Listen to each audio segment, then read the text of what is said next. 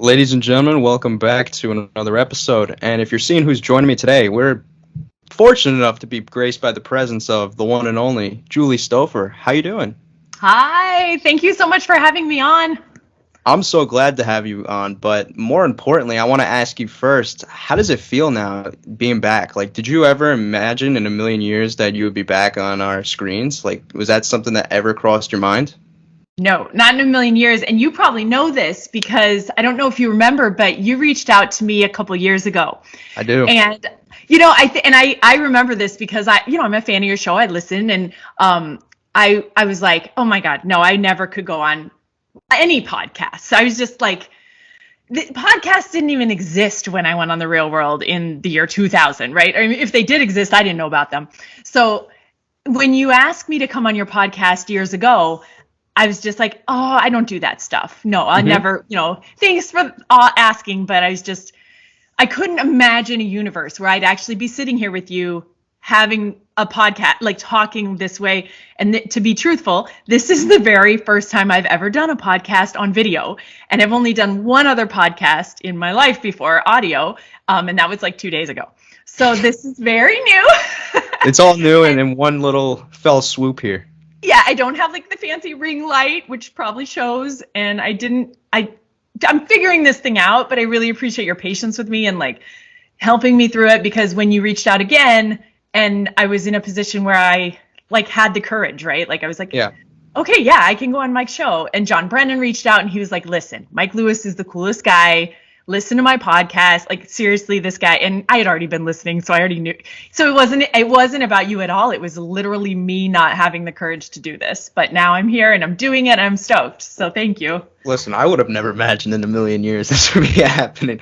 So I can only imagine how you're feeling. When I reached back out to you, I was like, you know what? Something just felt right. I was like, she's going back on this. It's probably already planted in her brain. I think it might work out. And here we are, right? The thing that I have been curious about, and I know you're supposed to be asking me questions, but I want to ask you a question since I'm here and I've got you right here. So you've been doing this. You've had so many people on your show. And I wonder, especially because you've had so many people that are like, have done Real World or done challenges, these reality shows, like, is this something that you'd ever think about doing or you've ever wanted to do yourself?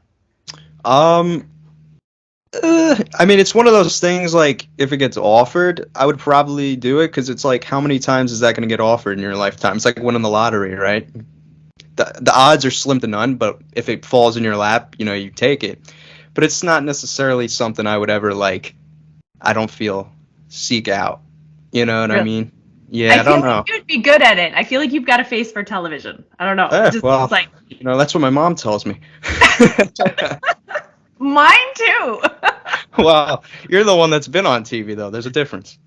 It's funny, though, because it really fell into my lap. It wasn't a thing that a lot of the people on my, people that I've met through this journey, but particularly on my cast, actually sought this out. Like they wanted to be on the show and they wanted to be famous. And that was like the goal. And for me, I hadn't seen The Real World. I don't even know what reality television was, because back in our day, I think our Real World filmed before Survivor, or like I think our Real World season came out the year the same year, yeah. Yeah, the first Survivor. And I only know this because we were nominated for a People's Choice Award, and I remember it was like Cops, Real World, Survivor, and I think maybe another show. And Cops, I think, won, right? So it's like reality television was very new, and I don't even know if I'd seen Cops back then, but I certainly had never watched MTV because I went to a really conservative college where MTV was banned from campus. So like MTV was nothing I ever knew about, but they came to the campus of my school, and my school advertised the auditions for this reality show in the newspaper, right? So on the front page of at BYU, Brigham Young University is the school that I went to, and the newspaper is called the Daily Universe. So on the front page of the Daily Universe is this headline that's like, MTV probes Provo, because it's in Provo, Utah. And I see this audition, and and my friend was like, we should go do this. We should try it. I'm like, but we should get lunch. But then I was like, okay, I'll go with you. This is like, it's a curious thing. And so somehow that just happenstance resulted in me. And I really wanted to, through the process of auditioning, I got really curious about oh, like this sounds like a really cool opportunity. Like go live with people, learn things, see things. I'd had a life experience that wasn't very robust at that point because I was like 19 years old. And so this just sounded like an opportunity for travel and meeting new people. And this really was my goal going on this, because I didn't even know if this show was going to be a real, like it wasn't, the fame part wasn't a thing because I just didn't know about that part. What it was for me was just like connecting with, getting a different life experience. I'm this person that always wants to have an interesting life story to tell. And so this was going to be a piece of that. So that's what kind of got me into wanting to do it. And to be honest, that was kind of what got me back wanting to go on this homecoming, was that same, like you said, you know, how many times in life do you get offered these kind of things? And twice in your case.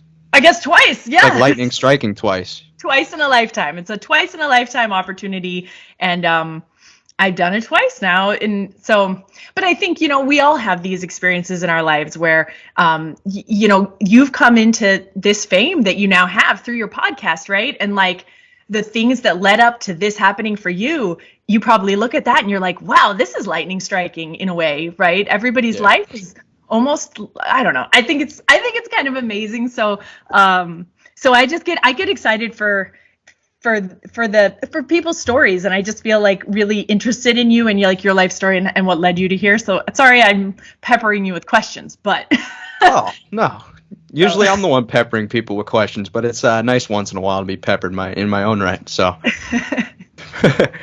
so you did have TV aspirations, or was it just the experiences where you were kind of leaning towards? You know, like you felt like in a way, am I not supposed to do this? It's almost like if something's forbidden, right? Like you want to do it more. Is that kind of what it was for you?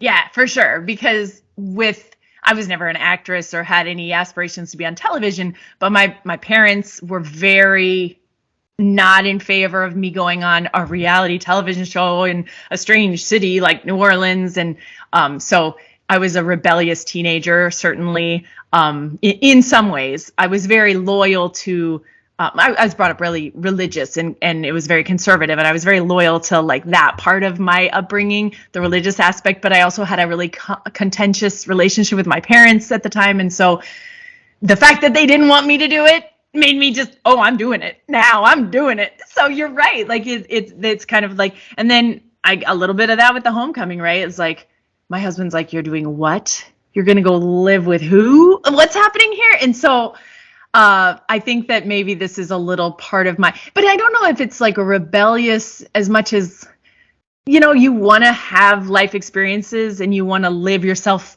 life fully. And I felt like, well, if I don't do this, how am I going to feel about that? Am I going to regret that? And I felt like I would.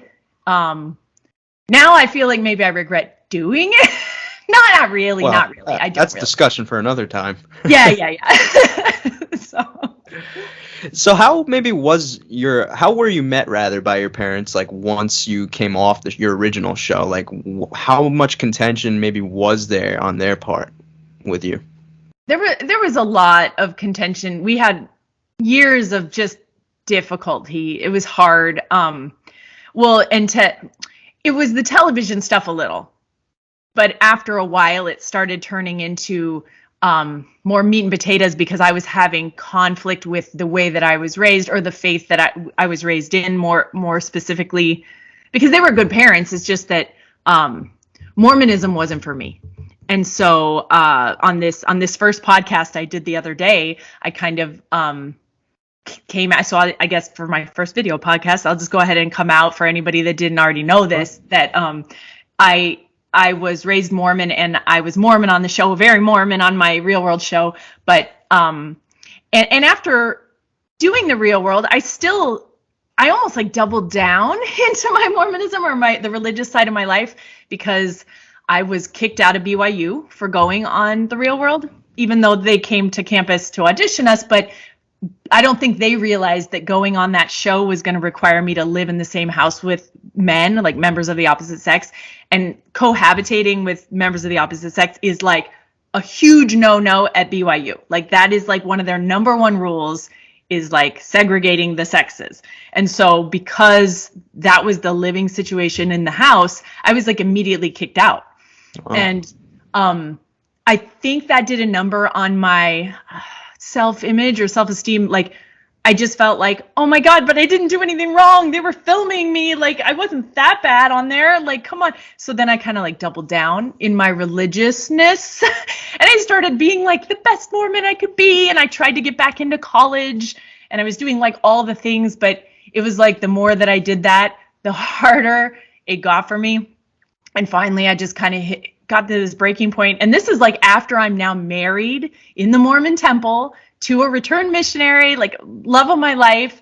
I've been Mormon for all these years. And suddenly I realized that I didn't believe the faith. I didn't believe the gospel of the Mormon church.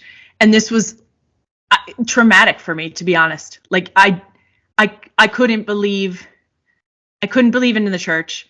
And then what that meant for my life.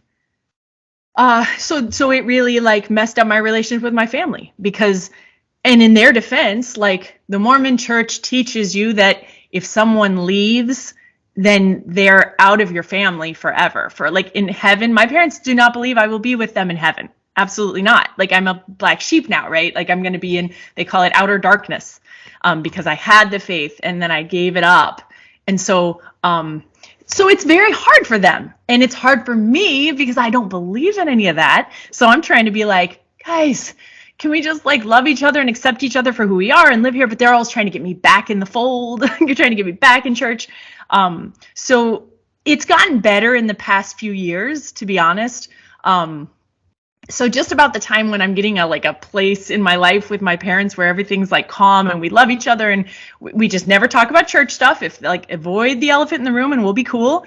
Well, right when that happens, that's about the time the homecoming starts calling, and I'm like, oh God, I'm doing another TV show. My life is coming full circle. What's happening?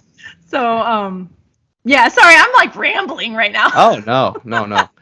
Was there a particular event in particular that took place that maybe wanted you to step out of that religion? Or was this like a gradual process for you to where like you'd just been seeing things and over time it just happened to where you wanted to not follow that path anymore? That's a really good question. And nobody's really asked me that, but I've thought about it a lot.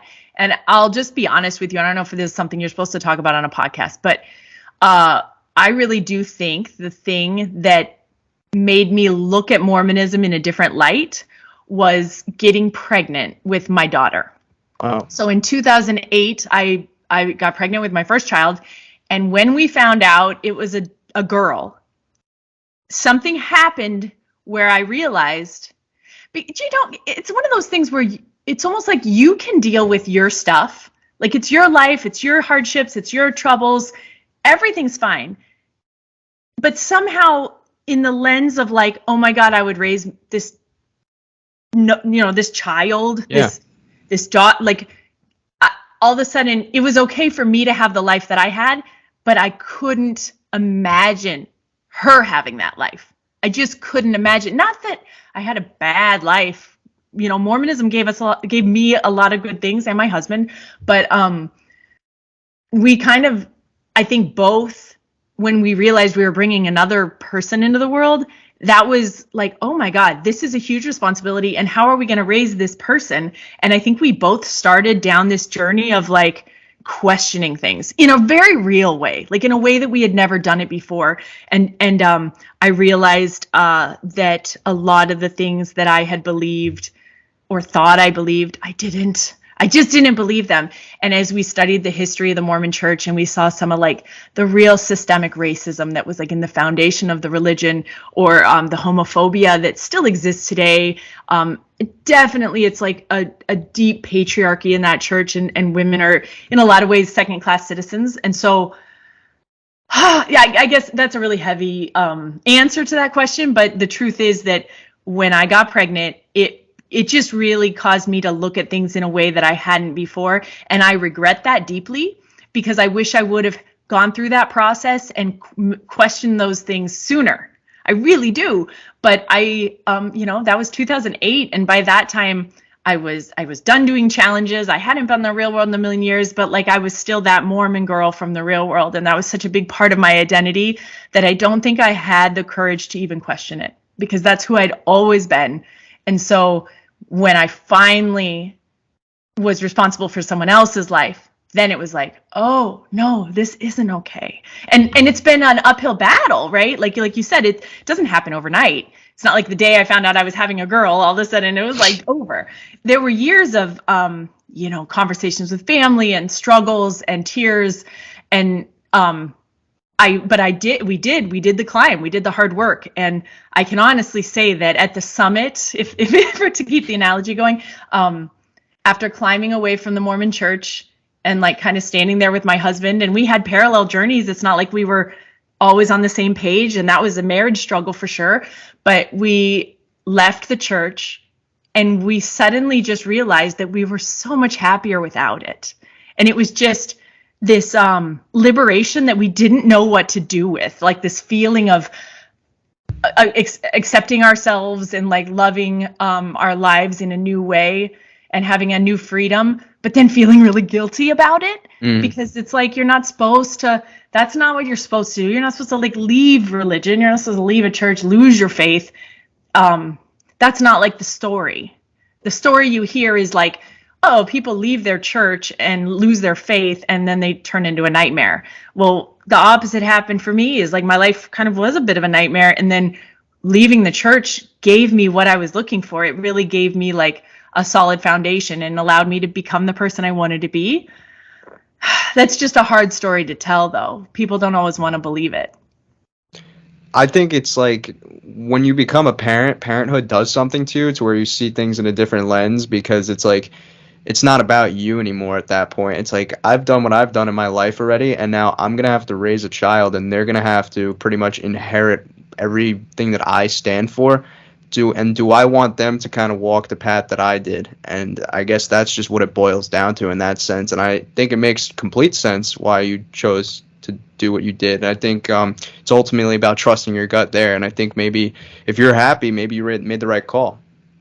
Yeah, I mean, it's heavy stuff, right? Like trying to figure out how to raise children. The truth is, you're never going to do it right. They're going to be traumatized. You're going to probably be the reason, But I mean, at the end of the day, I am glad that I was raised as a Mormon. I really am. I don't regret the faith is, there's, just because it's not right for me doesn't mean that it couldn't be someone else's correct journey, or I don't know if correct is the right word, but like, we all have these opportunities in life to find our own path. And some people find that path and it really works for them. And I think that's awesome.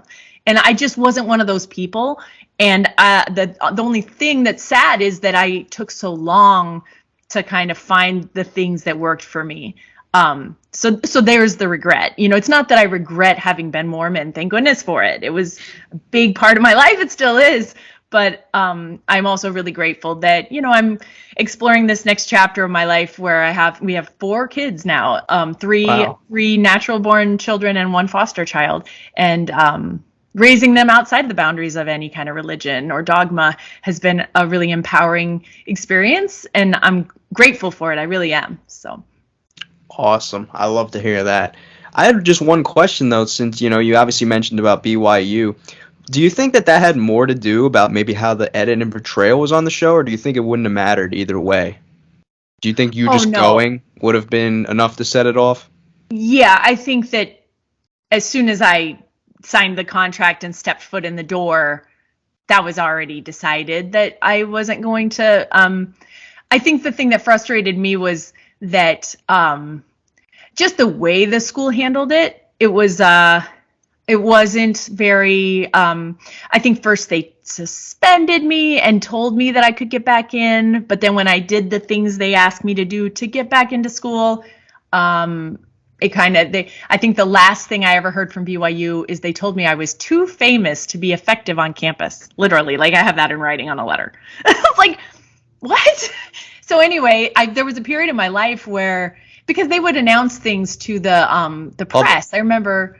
You went on Larry King, didn't you? Yeah, I went on Larry King because a lot of this was high, like national exposure kind of thing. Like it was in, I went on The View, I went on Politically Incorrect, it was in USA Today. I mean, the stuff, People magazine. So at a certain point when all that press was happening about me getting kicked out of school, I had lawyers calling me and saying, this is not right. You need to like do something from a legal standpoint, because this is a very exceptional situation. And it wasn't even so much the rule, because I broke the rule, but it was the way they were handling the media. They BYU administrators put something out to the Associated Press that said I was kicked out of school for sleeping with members of the opposite sex on several occasions. Okay, when you use those words, when you say sleeping with members of the opposite sex on several occasions, and keep in mind, I'm still like a virgin at this time. I'm still a 20-year-old virgin, and I'm reading this in a newspaper. That's where we start getting into those gray areas of like, is this defamation? Like, is this? But at the time, I didn't answer any of those lawyers' calls. I was not going to sue God. Are you kidding me? Like, I was a good Mormon girl. And so I just doubled down. I was like, okay, they think I'm like a whore. They think I'm like sleeping around. I'm doing these things. I'm just going to be the best person I can be. And then the truth will come out. The truth will come out. But like, the truth didn't necessarily come out. And the Mormon community kind of kept rejecting me.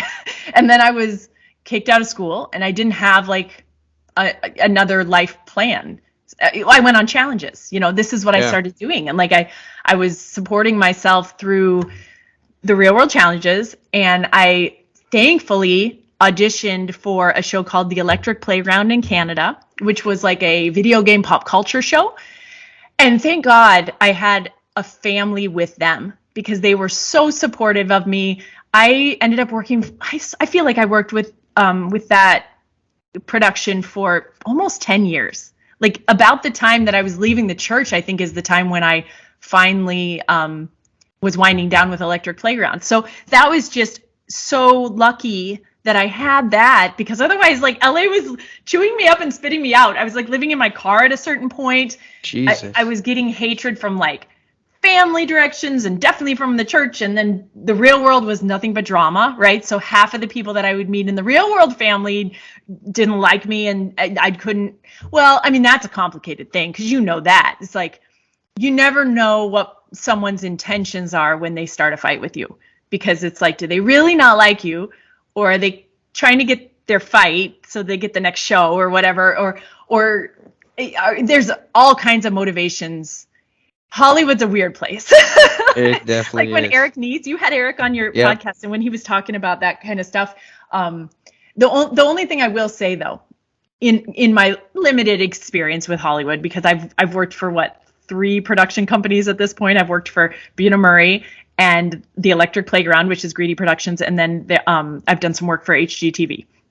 So besides being on like some press, but what I will say is that Buena Murray's great. They really are. And in my experience, okay? And I've watched your show, and I've seen that a lot of cast members have different opinions about that. Like, they have different feelings about editing and how it all comes together.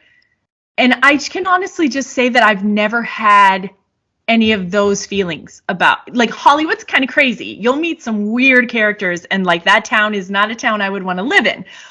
But as far as Buena Murray goes, I really think that they do a very good job with their productions. I never felt unsafe, and I also really never felt like they misportrayed me in some horrible fashion. Like, watching it, I just kind of always felt like it was balanced. Now, I don't know if that will always, I hope that's the case on the new show too, but I can't imagine it wouldn't be, because I mean, why would things change so drastically when this would, I've been on 5 or 6 challenges. I've done enough with Buena Murray at this point that I really do feel like I trust them, and they are a family also. And I haven't had these experiences of getting burned. And then it led to some contention, kind of down in my homecoming house, because I felt like a lot of those cast members did have hard feelings or bad experiences that was affecting the dynamic in the house. And like, I didn't come down there to gripe about being on television shows. Like, I'm on here because I'm trying to like meet you again. I'm trying to like have an experience here. Can we not talk about 20-year-old gripes with like an editing situation, or, like, yeah. I don't know. So I really love Buena Murray. I really do. I'm a huge fan of the production company. I think that the shows they make are amazing. And same thing with HGTV and Greedy Productions, the other television production companies that I've worked for. So I just haven't had that bad experience where, and I feel like I've been around enough that, I don't know, maybe I'm just lucky that I haven't had a horrible experience. And maybe the horrible experience is on its way. And you'll text me in 3 months and I'll be like, oh my God, Mike, no. There's still time. You don't want to jinx yourself here. It's a marathon, not a race. I'm knocking on wood, okay? Yeah. Yeah, that poses my question though. You mentioned about going to Hollywood. You mentioned about doing 5 or 6 challenges after your real world. You obviously had like a lot of opportunities. What might have clicked for you at the time? I guess this will take you back to the year 06, I believe, was your last challenge, the Gauntlet 2, I believe. You get done with that show. What maybe registered to where, you decided, I just want to step out of the limelight? Because you did, go cold for a while. You went kind of off the grid. Was there a particular instance there, or was it just kind of the thing? Because I know this is a recurring thing of cast members, they get burnt out after a while. You do so many shows to where you're in the public eye for so long, you're like, this isn't fun anymore. You almost appreciate quiet and peace after a while. So was that it for you, or was there another, occurrence that maybe made you want to step away from the challenges? This is a really good question. So the first part of it is like, it's not always your choice. If they call you, you're lucky. But so I won't pretend like, well, I walked away from this because I couldn't handle it anymore. Man, like to a certain extent. But I will say this. Okay, 2006, I did the challenge. Then I got a call for another one after that. And that one was happening at the time when I was really struggling with my faith. Like I was in a real place of like, I don't think I can be a Mormon anymore. And if anybody watched the 2006 challenge, like the last one I'd been on, I was still wearing my magic underwear in that challenge. Like literally, I was still very Mormon in 2006. And then when they called me on the next challenge, I am not. And so I remember talking to the girl that called, the production, the director, I think, or whoever called me from Buena Murray and said, hey, we're doing this new challenge. We want to have you on there. And I just almost cried because I said to her, I said, but listen, I'm not Mormon anymore. You don't want me. And like, she was like, oh, that doesn't matter. We can still consider you. And I think I remember just feeling really ashamed of the fact that what they had cast me to be, like I couldn't be that anymore for them. And I didn't know how I could go on a challenge and face everybody. I was like super embarrassed at that time in my life about having left the Mormon church. So I think that's the biggest reason why I went dark. And also maybe them not calling me because maybe there was something to that. Like, oh, she's going through something right now. Like she's not Mormon and maybe we wanted a religious person as our cast, because they balance these casts, that might have come into play for them too. And then I regretted telling them that. And I was like, oh, why didn't I just go and like hide it or figure out a different way? But I couldn't. And then they did a 10-year reunion. And it was, again, the same thing where I was like too ashamed to admit that I had left the Mormon church. And at that point, it'd been a while. At that point, I had kids now, and I didn't know how to even face that world because I had been out of touch. And I almost call this like my vapor time. I was kind of a ghost because it wasn't like I didn't love I have friends in the real world who I deeply love, Cyrus, Beth, Dan Renzi. Like I have these people that have always been important to me, but it wasn't like I was ghosting them, but I just didn't reach out to anybody because I was going through the stuff. I was going through some stuff, not to mention I was going through some therapy stuff like that. We can talk about that too, which is another really interesting facet of who I now have become. So I don't know if that's interesting, but so to answer your question, I think that a big part of that time being gone was just me being ashamed of who I was, like not being courageous enough to, I don't know, to be, and that's why going on the homecoming was horrible. Like it was so hard because now I've been a vapor for a long time. Now I've been gone for like 15 years. And why do they want me back here? Like, why? I don't fit into this world. And I remember feeling that way so acutely when I walked into the homecoming house and I saw the roommates for the first time in like 15 years. They were all standing there in a line, actually, in the new house. And they were clapping. I don't remember. But anyway, like, they were just so happy. And there was this joyousness about, and I kind of was like, I don't fit in here. Like, these people are so dynamic and like so interesting. And I'm just, I don't know. But I never understood why I was a focal point of my first show.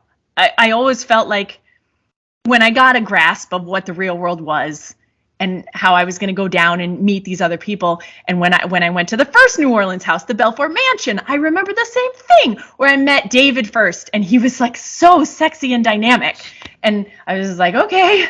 And then I met the rest of them, and they were all amazing. And I'm just like, okay, I'm clearly the wallpaper here. Like this, something got miscast. Well, how am I here? And then like I had that same feeling came back when I did the homecoming the second time, where I was just like, how do I fit in with these people? And I think ultimately I don't. I really don't think I fit in with my cast. And I don't think I ever will. In fact, I don't know that I'll ever see them again. And that's kind of a tragedy in a way, because that was why I went down there. I was kind of hoping for a different outcome than that. I was hoping for closure or like French. I don't know what I was I didn't expect it to be the way it was. But that is the way life is, right? Famous last words. I know. As soon as you have an expectation in life, it's going to be a different way, you know? So I just should know better than to have expectations.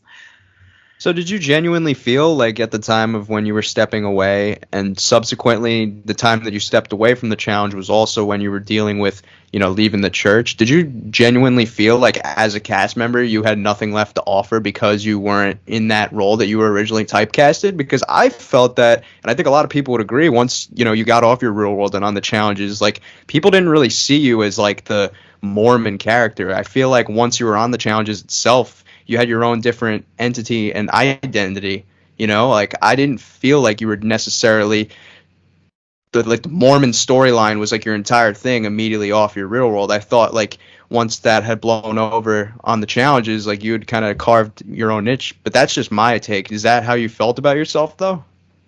I'm super grateful to even hear you say that, because Derek said this to me a couple days ago, where he said, Julie, when you were on the challenges with me, I felt like you were already you, and like I didn't associate you just with like your Mormonism. That it wasn't about that. And like, because I live in my body and my consciousness, I just never thought, I always thought everybody identified me as the Mormon. And I honestly thought that I was letting the world down if I wasn't that, because that was who I was. And it wasn't just about the TV show. My parents and everything, my whole world was that. And so it really, to hear you say that and have Derek had said that the other day, it's emotional for me, because I really do feel like I didn't get that. I never was able to see that maybe the real me was coming through, and maybe I could have kept doing that stuff. I don't know if they would have called me, but maybe, maybe there was something that was valuable there beyond whatever I don't know if I was typecast. I'm not sure that that's accurate. I think I don't know. Sorry, I'm like getting a little flustered by that, because it just is, that is not something that I considered, but I think that I wish I had, because now as a 40-year-old woman, when I sit and watch the original Real World or some of those challenges, I love myself. Like, I love her. Even though she's like this super annoying sheltered Mormon girl, she's like my favorite cast member. And like, I just think she's really brave, and I think she did all these things and I think she's funny, even though I probably wasn't. Well, but I agree with that. I loved the opportunity to go back and play the grown-up version of my favorite TV star. That's stupid to say, because I'm not a TV star. I'm just like this person that got into this world. And somehow something about me was engaging enough to be a big part. Like when you watch the trailer for this homecoming, I did not expect to be all over the trailer. And then the trailer came out and I'm all over the trailer. I'm like, oh God, it's happening again. Like the milquetoast somehow is like a dominating force in, and anyway, well, I've totally lost my thought on the question, but I will tell you this. There was a moment on one of the challenges, and maybe people remember this, because I was with the Miz. We were doing a BMX bike where we had to ride across a course, and my team was like, it was close, but if there was this little like 2x4 that bisected this big long course, that if you rode just across this 2x4 that was like over water on this BMX bike, and if you could balance that, you would automatically win it for the whole game, right? And I was just convinced that God had told me to try to do that. And nobody else was trying it, because it was like a lot safer to just do the course and get your points. Because if you mess that up, it was like an all or nothing. It was like, if you mess that up and fall, now you're just lost. Your whole team is due. So I remember, like, I felt like God was telling me to do it and win and be the hero. And I have like this very visceral memory of like the Miz and my teammates are begging me, like Dan Ramsey, begging me not to. I think it was Dan. I can't even remember who all was there, but they're just like screaming, don't do it, Julie, don't do it. And I'm like so convinced that God wanted me to. And then, of course, I mean, you could not say Hail Mary. Like in the time it would take to say those words, I was already falling into the water. Like I totally failed it. You know, God does not give a fuck if I win a challenge. He does not care about child leukemia. Certainly he does not care if I win a challenge. But like, you know, I mean, but that's another topic. So like, I remember coming up from the water and it was like, my shelf started to break. Like this was one of these moments that was like formative in me losing my faith. And it sounds so embarrassing to kind of admit it to you now that like, oh yeah, some of the like losing challenges was causing me to lose faith in God. It's so stupid. I totally know.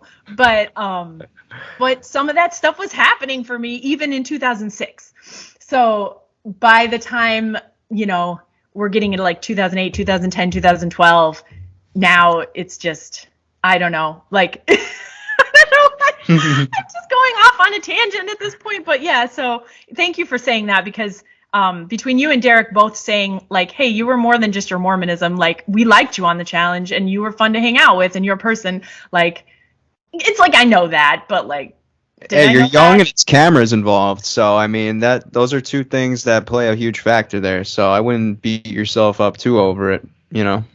Yeah, fair enough. That's true.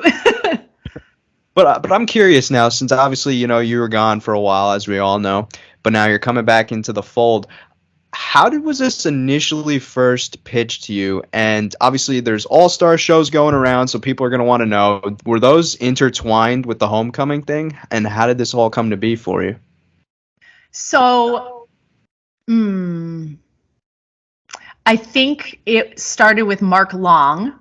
He texted me, I guess it might be a couple years ago now, but he initially reached out 2020, 2021, and said he was putting together an OG challenge. And I'm like, what? And I never would have thought that I would have texted him back, I'm in. And I almost feel like while I was texting, I was like, oh, that sounds cool, but never mind. Because, you know, like that's how I responded to everything like that. But there was something about the way the wind was blowing that day. And I was just like, I'm in. And then I was like, oh, did I just say that I'm in? I'm like, but they'll never pick me. But then he was like texting me back. He's like, okay, send me your picture. Send me your bio. Like this is a thing. Oh my God. And so I was like, let me hit the gym. And I started going to the gym. But I was going like a maniac. I was going like 3 hours a day. Because I was like, if I'm going to do this, I'm going to do it real. Because I've always been a big competitor. I love the challenges. And so I was getting ready, and and then I got the call, and they were going to have me on the first All-Stars. And I don't know, man, I was excited. For the first time in a very long time, I was like really excited about TV stuff. And I was going to the gym and I was getting ready and I signed my contract and I was ready to go. And then at the last minute, they just changed their mind, right? And that happens. It's not like I get it. Like, you know, at the time I was upset and I was like, oh my God, are they doing this because of this or that or the other? I think it's, you know, they want to make a good cast. And I don't know even who got my spot. I think it might've been Anissa. I'm not even sure, but it was probably someone better than me, right? Like someone that had been on more challenges and was more interesting. So I don't know about that. So I just took my lumps and I was like, okay, I don't get to go on this one. But they did say like, hey, we'll have you on the next one. Don't worry. Like you got to sit this one out, but we'll, you know, you're an OG too. So we're going to have you. But then that's when they start calling about the homecoming.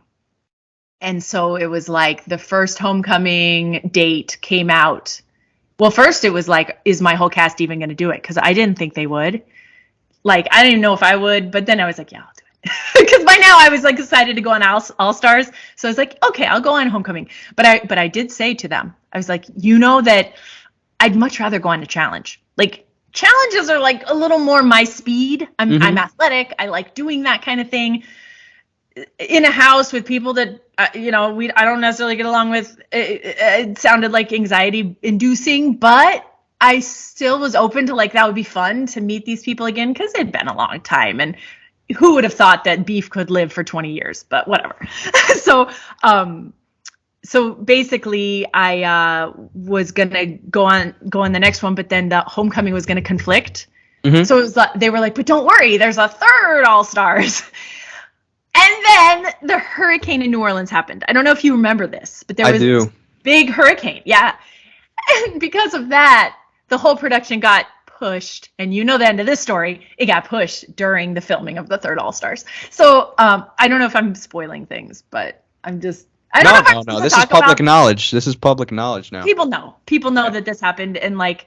There's a date show announced and everything. So you're not spoiling anything.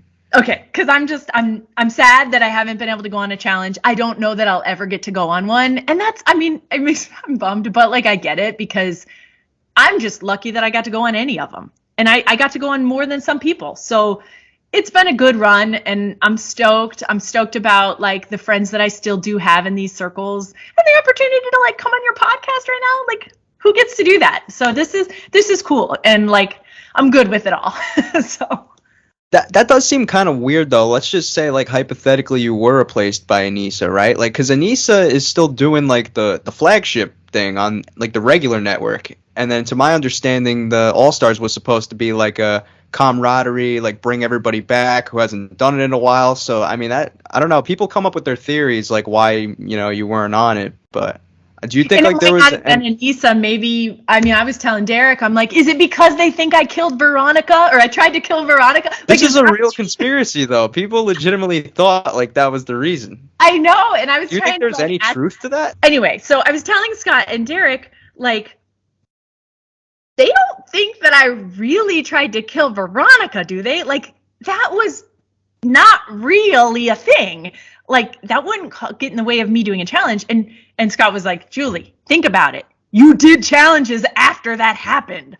Obviously, it didn't get in the way of them calling you back. Obviously, nobody really thinks you were trying to kill somebody, or they would have never had you back. Like, so I was like, yeah, that's true. That's some logic that, that obviously, but you know, you can't help but think, because you do wonder, like, why not me? But think about it, Mike. I know why not me. I've been a ghost. I've been Vapor. Nobody's seen me. Why? Anissa is not Vapor. She is like someone that has a huge following. I bet she has 1 million people on Twitter that follow her, and I've got like 200.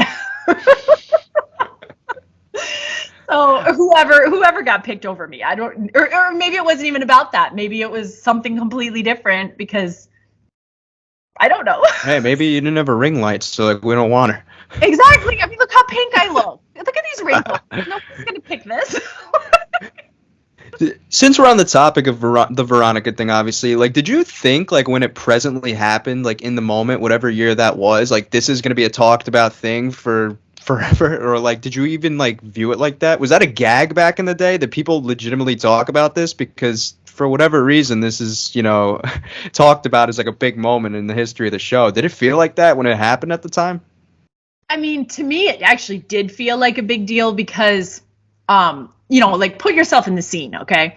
We're up really high on these wires. And the challenge was something to the effect of like we cross like an X and meet in the middle. And I don't know if you had to grab a flag, but there was something where contact was supposed to be made to complete the challenge.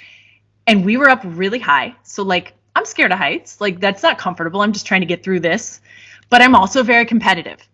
And I always was bringing it to win it on these challenges. And I only ever won the extreme challenge, which was the first challenge I ever went on. After that, like I wanted to win again. Like I had something I felt like I wanted to prove, or like, I think there was also a little part of me, even that early on, that was like a little bit of a budding feminist. Like girls can compete too, right? Like why should the boy, not that the boys always win, but come on, the people that have won the most challenges, they're all guys, right? Yeah. Like so it's like I wanted to be the girl that wins all the challenges, not just for me, but like to represent for women. Like I just wanted women to compete.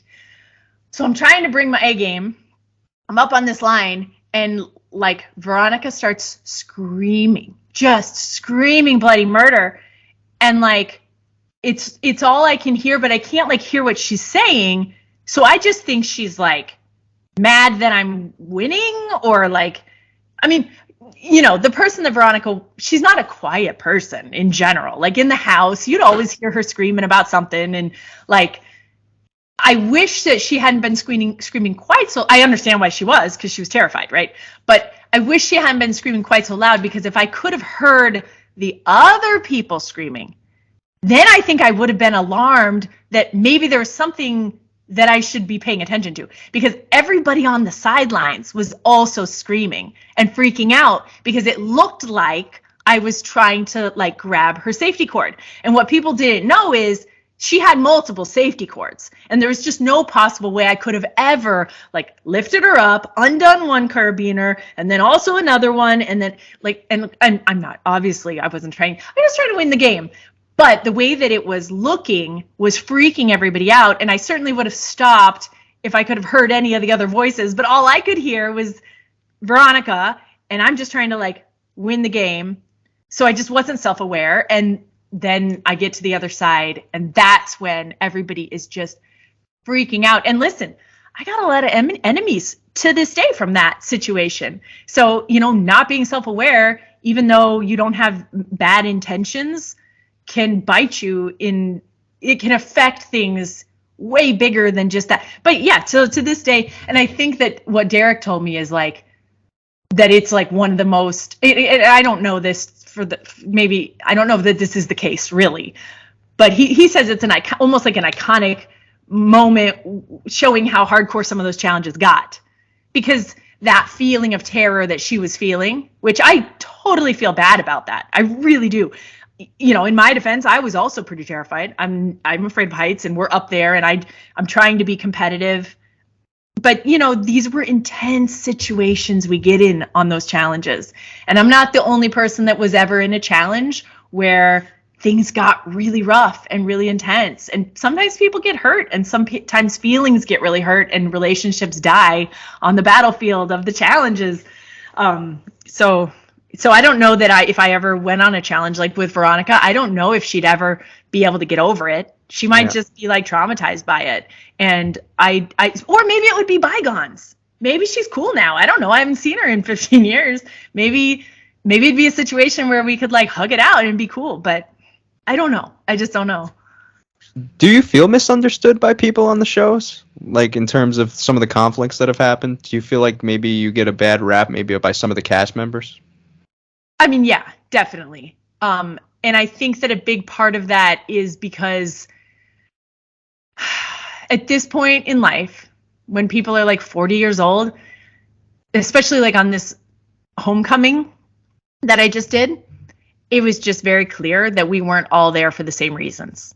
It was just very clear. And so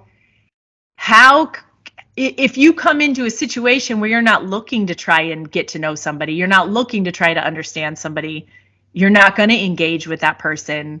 If you've made up your mind about how something's going to be before you even walk in the door, you're set. You're like, what can I can't do anything with that. Like, I guess I had this expectation. This, again, me having expectations, and I need to like work on this. This is like my personal work I need to do, that I expected to go down there and that for the most part, we would all want to at least get to know each other a little bit, or like give each other the benefit of the doubt, or like try to have, which, not that that didn't happen at all, but I felt like I just kind of felt like I was trying to give 80%, and then they were maybe coming with like 10, and there was no way to make up the difference. Like, I don't know. It was a little disappointing in that way. And I think that also I got a weird background that people don't always like. I don't think it's all, not everybody was raised like the way that I was. And so it's kind of hard to relate to that, maybe. And so I get it. Like, some of the cast members, they don't want to know the religious girl, that weird religious girl. They don't want to like know who I was or who I am. And like, that's fair enough. You know, it's a long life, and there's a lot of people you can meet. And if you're not interested in like, you know, because I think I've changed. I think I have some interesting facets to my life experience at this point. But I didn't feel totally comfortable. Yeah, I don't know. When someone makes up their mind about you, they're not always willing to give you the benefit of the doubt, or like change that feeling or whatever, you know? Kind of feels like you maybe weren't given a fair shake in that sense then, to like really get to know some of the people you're living with. Life isn't fair, right? Like, I've been more than lucky in my life. So I think that, yeah, people are not, why would they be interested in like getting to know, like, I don't know. I think that people don't, there are some situations that I've had with people on different real worlds and in challenges and on my cast that they just have completely blown way out of proportion, or they don't understand my view at all, and they've never asked. And if I try to give it, it's not met with any kind of like real reception. So it's just, you know, that's life. Like, you try and have relationships with people, and it just doesn't always work out. Also, like, there's been circumstances where there's been like a mean girl element happening. There's been like the well has been poisoned against me in certain situations, and then there's nothing you can really do. You know, if you come into a challenge and there's politics to this game, and I'm not the best politician, and I've always said that. This is where my game falls apart on challenges. I need a Beth, or I need somebody who knows how to do the politics to like ally with me, or else I'll never win another one.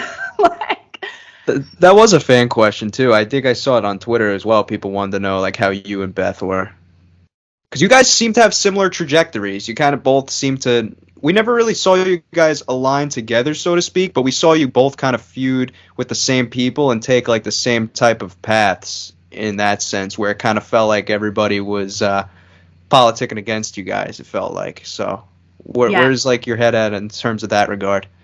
Yeah, I absolutely agree with you and the fans in that regard. Beth and I have become friends over the years because I think we both have experienced some of this mean girl stuff, some of this like ganging up on, I mean, let's face it.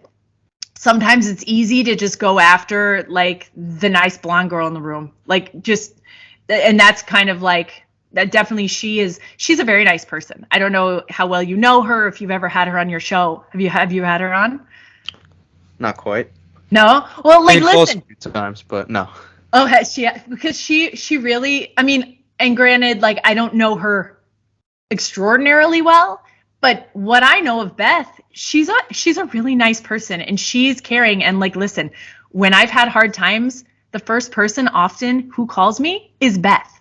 Like, when no one else is calling me and supporting me, this girl, she cares. She really does. And I think her caring that much actually ends up hurting her sometimes, because people say, oh no, she's shady, she's shifty, she's got this going on or that, and she's actually not at all. She is a person that feels things very deeply and cares immensely. Now, I don't know all the dramas that she's in and all the circumstances surrounding them, but I know that she's a person that if I went on another challenge, I feel like we'd probably be like allies with each other. Now, if it came down to the end and we had to like battle against each other, I have no idea. She'd probably kick my ass.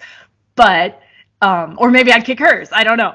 But you've been doing a lot of pull-ups, so maybe you might stand a good shot. How did you know? How did you know I'm into pull-ups? That is a little birdie told me. Did they? Okay, so let me just say, when I was going to the gym like 3 hours a day, I was also like doing CrossFit. And so, yeah, I was like up to like 10 pull-ups, which is pretty insane for like me. Yeah, so I was like, so proud. I was like in the best shape of my life. But then now I feel like I could maybe do like 4 pull-ups, to be honest, because I just like I just don't think they're gonna call me for a challenge at this point. Because like I don't know. I think if they were going to, I would have gotten that call, because we've been wrapped for a long time. Well, in Hollywood. In Hollywood time, it's been a long time since New Orleans wrapped, and my phone's not ringing, and I'm not really in touch with any of my cast, so I don't see that probably happening. But I probably should get back to the gym. Maybe I can get a few more of those pull-ups on there just for my own like. That's a point I'm curious about too. I talked about this the other day. Back in the day, because the challenges, if you flip on the channel now, so much different than what it was like in 06, 04, 05, 03, you know. Were those things that like you seriously had to train for back in the day, or like was it more of just people showing up to look good for the cameras, so to speak? That's a good question. I feel like being physically ready was always helpful. It was advantageous to be in some kind of decent shape, and I always made an attempt. You know, admittedly, I didn't try as hard as I should have. I was not walking around looking like the Miz. But I think that there's a reason why a lot of guys have the most success in challenges, because a lot of it's physical. Now, that's not to say that women couldn't be winning, but I think that I really would like to see a woman come out and just like blow all the guys away. I would just love to see that, because I think that but you know what, there's so much politics with it. There are so many people that, I mean, I had challenges where I got kicked off for no good reason, and it was hurtful, like really hurtful, because not only are you messing with my money, but you're messing at a time when I didn't have, you know, but you're also messing with like my ability to be with my friends. Like, I'm really good friends with Puck. I missed Puck's wedding, like this, like stuff like that. And it's just, when it's personal like that, that's the part that's just so disappointing, really, about the process. But that being said, this is like a once in a lifetime opportunity. So what are you going to complain about it? It's the nature of the beast. So it did feel like you came up in an era where men were pretty much the only thing taken seriously competitive wise, and the girls were kind of treated like a just for the drama afterthought type of joke in that regard, in terms of how it was came across as far as competition went. Did it feel like that? I think that was the sexism of the time, because it's easy to think, oh, you know, after Y2K, like in the 2000s, the millennial, like we didn't have a problem with sexism. We absolutely did, and we do to this day. I mean, I think the fact that we've never had a female president should be a sign enough that we are still very much living in a man's world and a patriarchy, and that is not a sign of me hating men. I love men. You know? But I do acknowledge that I live in a world where every time I put on a pair of shorts and walk outside, I have to worry if someone's looking at my legs and noticing that I don't shave and wondering if that means I'm gross or there's something negative about me. In a man's world, that's not even a thing, right? Like, there's just certain things that come with being a woman, like the fact that I can't go for a jog without worrying for my, like, I worry about my safety to a certain extent every single time I walk into a parking garage or something. And that's, maybe someone would just argue, oh, well, that's just reality. Okay, yeah, but that's because we live in a world where not everything is safe for women the way that it is for men. That's because we live in a world that's kind of designed for a man to be successful, and a woman could be successful too, but it just takes something different, because it's hard for a woman to look right, to sound right. Like, guaranteed people watching this are looking at me and hearing me and totally annoyed by me. They're like, oh my God, look at her. Listen to her. Like, that shit she's saying.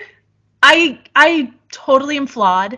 I am totally going to disgust a certain segment of people, because it's just very, very difficult as a woman to even like look or sound right, let alone do the right things. Like, so, and I've just kind of come to this place where I accept that. And so, to answer your question, like, yeah, that was kind of a time when it was just a different, I think, is it getting better though? I've heard that it's getting better, and that's what progress is. Like, it is getting better in the regard of how women competition is taken seriously on the challenges, I've noticed. But since we were just talking about it, that actually kind of draws back and reminds me now of the point with the BYU thing, with how they were talking about like trying to portray you in like a whorish type of way. I feel like had it been a guy, it wouldn't have, maybe it might have been worded a little differently. Maybe he could have gotten kicked out, or, you know, if it was if it was a similar, different situation, like, and a guy was forbidden from doing something and went on to do it, right, and went on a show that he wasn't supposed to. You know, he might have. Listen, Mike, let me tell you a story, and I hate to illustrate, I hate to put attention onto this movie, but I have to tell you this story. I don't tell this story very often, but there is a movie, it's a Mormon movie, and it's called Singles Ward. And after I went on The Real World and I was going through all that with the school and them saying, you know, I'd slept around or whatever, they asked me to do a cameo in their movie, and they did not tell me the context to which this cameo was happening. So I go and I show up and I do the cameo, and then the movie comes out, and this is my community, like, this is a Mormon movie, I'm a Mormon, and like, it comes out, and in this movie they edited it such that the main character of the movie, or one of the main characters, called me the mother of all whores. Like, this is like in a Mormon movie. And so yes, you're totally right. Like, in the Mormon culture, and maybe this is why I'm a little more sensitive, because I did grow up like in the 90s and early 2000s as a woman in the Mormon church. And so I've had a little bit different life experience. And so maybe I'm a little more sensitive than the average person to inequality that I see. And maybe this is the reason I don't shave my legs, because I just feel like, if you don't have to, Mike, why should I have to? No, I definitely don't. And the thing is, I don't have anything against women shaving their legs. If you like a smooth leg, awesome, power to you. I just don't like it. I don't like the feel of it. It just kind of grosses me out. So I just prefer to have my natural body hair. I keep things trimmed, but, you know, I just like I like to be who I am. And because there's such a stigma, like a social norm against, you know, we regulate women's body hair. Come on. It's 2020. We need to get over that shit. It's just stupid. 2022. 2022, exactly. It's like off by a couple years, but, you know, it feels like it's all been the same year, you know. I know. The past couple years. It's kind of all the same. But, so since, you know, you brought up Battle of the Sexes before, you know, that was the one you obviously got kicked off of. I think, you know, a topic a lot of people would be curious about from that show was obviously, you know, how it unfolded for you with, you know, you and one of your fellow roommates on that show, Melissa. What really went down from your recollection on that show that led to that falling out? You know, I have my opinion about what she's angry about, and I don't know that it's anything she'll ever admit to. But I lived my life experience. I know the timing of what went down, and she's going to always speak her truth, whether or not it's the truth. So it's just kind of, you know, it's come to this place where I really thought that we could go to homecoming, and it's like 20 years ago. I felt like we were willing to. I mean, listen, I'm willing to sit here and say I love her, I loved her, and I still do love her, but she has turned into a person in the 15 years I didn't see her, and then or 20 years, or however many years it's been. You know, the person that she is now is not a person that I'm looking. I was very open to rekindling the friendship because we had a wonderful friendship, but she's a different person now. You know, I'm a different person too. But so it's just, it's not going to be a thing that ever makes sense. Not that I'm not like open to it, and not that I don't love her and think she's a good person for the most part, but she's certainly not, I certainly don't trust her.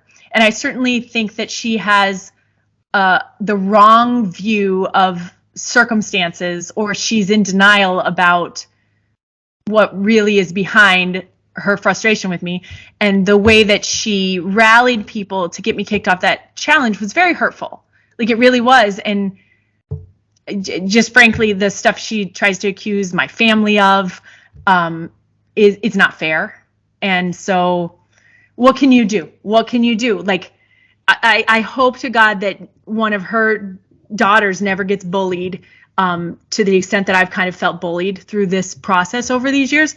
But I also respect the fact that, like, we keep our distance and it's okay. This is not a thing that's like a very big part of my life. It's not something that I've just like been dying over. Sometimes people just have their differences, and you be adults about it, hopefully. And if you're not going to be an adult about it and bring it up in a television show 20 years later, then we deal with that, you know? And like, people will make their decision for themselves what they think. And I don't know, to a certain extent, I'm kind of like removed from it, because if someone's not willing to try and even get to know who I am, like if you're not even willing to like come to the door, like what can I do, you know? So you felt maybe you showed up at the door, you know, knock knock, your pizza's here, and nobody came to come pretty much receive it, essentially. Is how you felt. I mean, I guess that's, for lack of a better analogy, yeah. I don't know what led me to that, but yeah. I think that it's accurate to say that, like, I really expected that we would be able to have like some dialogue, some like meaningful time. And there were a few moments that I felt like were positive, and then I was like hopeful. I'm like, oh, okay, maybe, because, you know, as much, I don't know, it also was a long experience going to the homecoming, but it was also really fast in a lot of ways. So when I think about it, and it was like this whirlwind, and there were these moments that I like cherish as like good moments, but then there were these really bad moments too. And so then you try and like make sense of all that, and all you can do is say, okay, well, what do I have right now in front of me? And what I have right now in front of me is no relationship at all. So I'm just like, okay, well, then that's what that is. You know, was that the last time you saw her battle of the sexes or talk to her? Mm-hmm. Really? So you were probably going into this thing, I'm sure, you know, when people are getting the calls, you know who's going. I don't know what maybe your dynamics were, but maybe there might have been a little more communication with the group amongst, like, I don't know this is actually the case, but let's just say it is for story purposes, because we love my stories. You can ask Jamie tomorrow. You can ask him. Yeah, I can ask Jamie tomorrow. There you go. So let's just say for story purposes, you know, a little group chat gets going, and everyone's like, oh, are you going? I'm going. Cool, see you there. Whereas, like, did you feel like that maybe you didn't know who was showing up, how they were showing up? Oh, yeah, what definitely. The circumstances were? And that's been the way it has been forever. Because, like, as soon as there was kind of like this little smear campaign that was starting, and I was just getting out of the loop in things, and I have a part that I played in that. When that started, I walked away too. I ran away from it. This is part of the ghosting vapor thing. I'm going through like religious trauma of my own, and then this kind of bullshit of people like spreading lies about me and talking all this shit, and like people that like don't even know the circumstance or about me, and they're also jumping on the bandwagon. Next thing you know, I'm on a challenge where like I'm really excited to be there with Dan Renzi and Puck and like some of my friends, and I'm getting kicked off when the girl who's pregnant is not getting kicked off. Like, there was literally a girl on Battle of the Sexes who was pregnant, and they kept her there. Refresh my memory. I don't remember what her name was, but I just remember she was also vulnerable, and it was like she was saying how she probably needed to go home anyway because it's a physical challenge, and so it was kind of like a no-brainer. And then it came out that like they were going to kick me off for personal reasons that Melissa had, that she convinced her friends, you know, because she couldn't do that alone. She had to convince people and they didn't know me. But, you know, Melissa is a very intoxicating personality, or at least she used to be. And like, I think that had a lot of, so it's just, if you listen, I am not a stranger to this shit because I was not popular in high school. So I'm used to sitting alone at lunch. Like, I am used to that feeling. And what I've found in my life is that when that shit starts, run away from it. Just, you don't need to keep engaging with bullies or people in your life that are doing this, because the more you engage and more you put intention on it, the more it gets like worse. So that's kind of how I dealt with it. And so that played into me also just, well, again, they'd have to call me, and I can't control if they call me on challenges. So I'm not going to sit here and be like, I walked away from all that, because to a certain extent, like, it was, it wasn't offered to me to begin with. So, but you know, some of it was. So yeah, I'll take responsibility for sure for some of it, but like, also some of it was out of my hands. Anyway, yeah. I don't know if that makes sense. Yeah. And I know that people watching this are going to be like, oh, why didn't you follow up on this? But I feel like I'm going to just let the viewers watch for themselves on the Melissa front, at least. Like, you know, I've obviously had both you ladies on. It's none of my business. I feel like if you guys want to... Yeah, I had her on last week. Was it good? Yeah, it was good. Did you guys talk about me? Probably no, not. I thought we spoke about this. I said you didn't come up.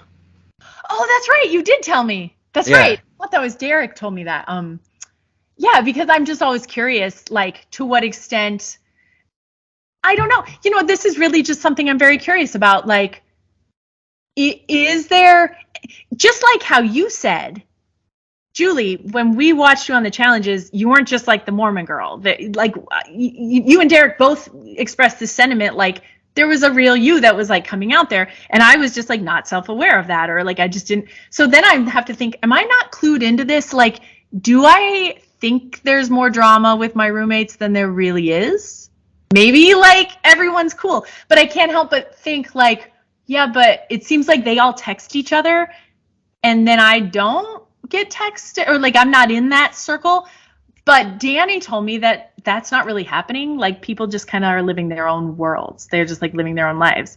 So, you know, maybe I'm just like totally wrong, and maybe this isn't as dramatic a world as I think it is. Me and you were quite the theorists here, so maybe we are reading too much into some stuff. Maybe it's just not that big a deal. Yeah. I definitely need to get a ring light, though. This is ridiculous. Yeah. I might send you one or something. You need to send me one. I know. I should ask for like donations.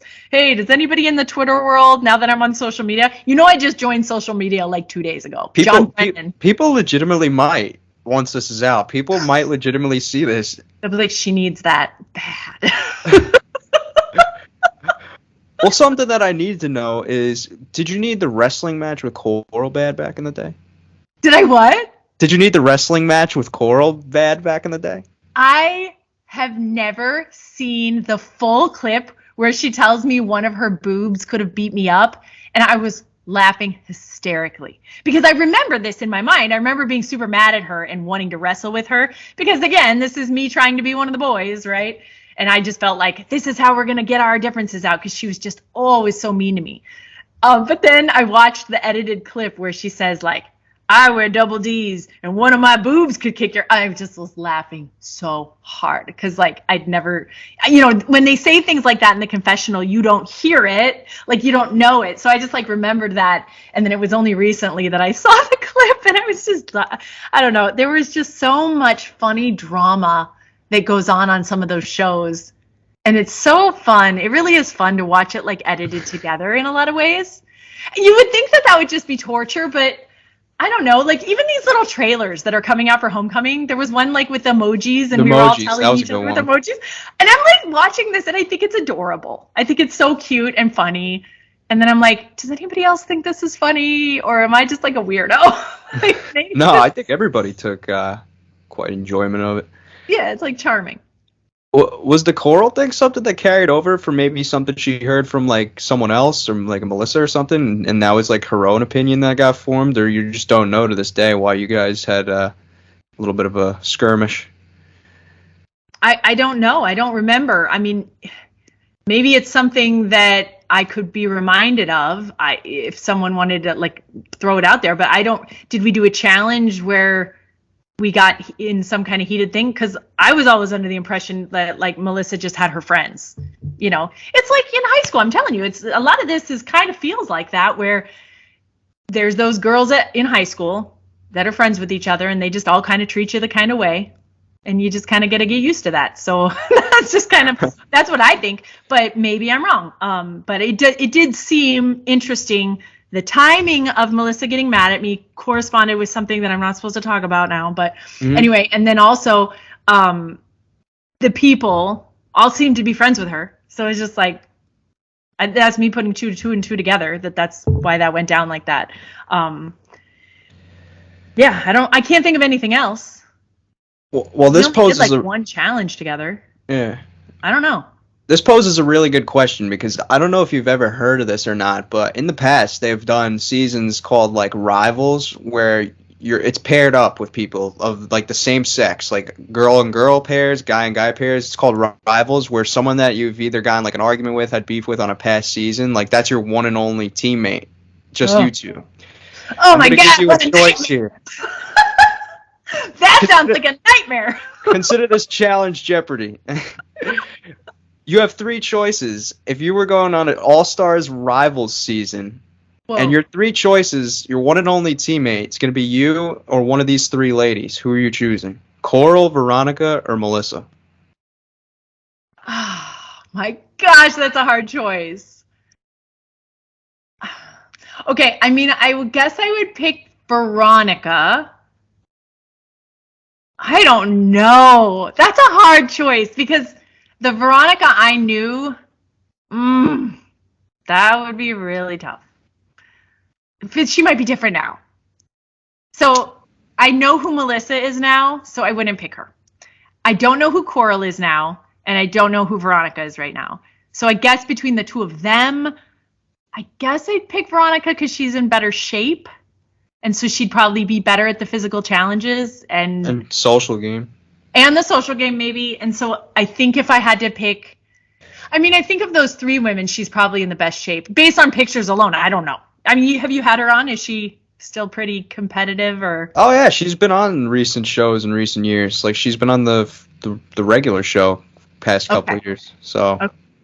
So yeah, I think that would be my choice. Listen, you just got to do your part, do the pull-ups, and show them to this thing ready to go. She'll handle the social aspect of things, you know. So you'll be good in that regard.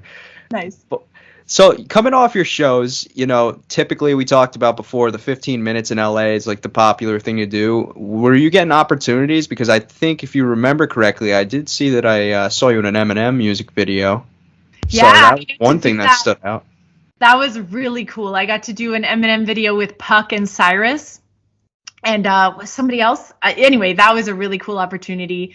I did another music video. I did a couple like movie cameos, but then also like television. The main big break, if you could call it a big break, really was, and it was more for the family that I got out of it, was the Electric Playground, because it was a time when I was just like emotionally very vulnerable and going through a lot, and my Vancouver family really just like picked me up and brought me on this amazing ride of learning about the video game industry in a way that I didn't know, because I'd always been a gamer and like a fan of video games and like technology and all that kind of thing. But they brought me into the world in a way that I never could have experienced it otherwise. And so I was able to like work red carpets and meet people that were like the voices of these characters in these games. And it's like a multi-billion-dollar industry. I mean, video games is no joke. And so I became a real fangirl through that, doing that for years and years. And they're really the people, you know, it's fun to talk about the real world and the challenges and all that stuff. But when I think about my television career, believe it or not, I actually don't think about the real world and any of this. I think about Electric Playground. I think about my Greedy Productions family that's in Vancouver and Toronto and just all over Canada, and in the States. They're wonderful people. They're just, gosh, they're the best production company ever. And I just really love the camaraderie that comes with working on a production. I really would love to do television work again, behind the camera even, like just being a part of a team like that where people really support each other. And that's not the kind of thing I've ever experienced on the real world, except for a few of my true friends. And, somebody like Cyrus, who I feel like has stood by me. Beth has been kind to me. Dan Renzi, always kind to me. Even John Brennan, who, like, at this point in the game, he probably shouldn't even like me, right? Because a lot of Christian people that I knew have just totally dropped off the map as soon as you stop believing in Jesus, and people either want to bring you back or they just give up on you. But John Brennan's not one of those people. He's a really cool guy. So, I've got these few people from my real world family that I really love, but I've got a lot more love and friendship out of my career in television, which was Electric Playground. Yeah. I mean, I do. People do take different paths. Obviously, like, some people want to do the 15 minutes. Like, I feel like I talked about this the other day. Reality TV is like the shit or get off the pot type of thing. It's like, if you don't intend on like making that like your life, you got to like immediately pivot and figure out what you're going to do. You know what I mean? Yeah, that's a good perspective. I never really thought about that, but you're right. I think you're right. Oh, go me. Well, that's why you should go on this, because you probably do the pivot correctly. I don't know that I did. God. Right. I haven't even thought about a pivot. No, let's just say, because this was a question as well. Julie Stoffer, the casting director, if you were to pick a real world cast of 7 people, could be 4 guys, could be 4 girls, whatever you want to do, who would you could choose yourself too, who would you put on a real world season? Oh my God, this is actually a dream question, and I have been on the phone with Beth and actually talked about this exact same thing. So I think I actually know who I would put on my cast. Like, do you remember Theo from Road Rules? Theo Vaughn? Yeah. Yes. I freaking love Theo Vaughn. And I don't even know him very well, but like totally Theo. Okay, so I put Theo on, and I wish I knew some of the newer cast members, because Beth knows everybody and she had all these people. She's like, this person's awesome and this person's awesome, and I just didn't know them because I'm not in the loop as well as I should be. But yeah, I can think of Dan Renzi for sure. I would love to. There are just certain personalities that I would love to get to know better, like Letarian. He seems really cool. Mm-hmm. I've only done a few 1 or 2 challenges with him, and we never had the opportunity to really get to know each other. But like Derek, I love Derek. Who doesn't love Derek? Like I put him on there for sure. I don't know. Like, I really like Katie Cooley. She's cool. I like her.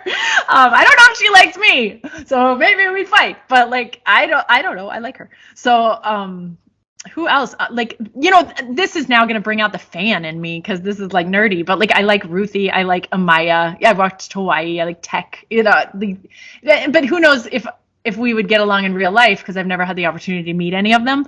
But yeah, I would love it if they would do a real world, but with mixing up the real world casts. Like, don't make me go do another Homecoming. I will not go live with my roommates ever again. But if you mix it up and give me some new people that like want to be there, I will do it. I've seen that. I've seen people pitch this idea of a real world all-stars, where they take people from different seasons and create like one season of people from, let's just say, like New Orleans, LA, New York, for example, and mix it up. I think that'd be so cool. Well, I think that's a great place to stop. I could speak for a lot of people on an all-star front that we're hoping that we see you again on a potential future season. And I'm glad we were able to make this happen. It seemed to be a little therapeutic for you, and I'm glad you were so out and open with a lot of heavy topics. And I had a fun time chatting with you today, so thanks for stopping by. Maybe we could revisit it some time at the end of the season. Thank you for having me. All right, thank you.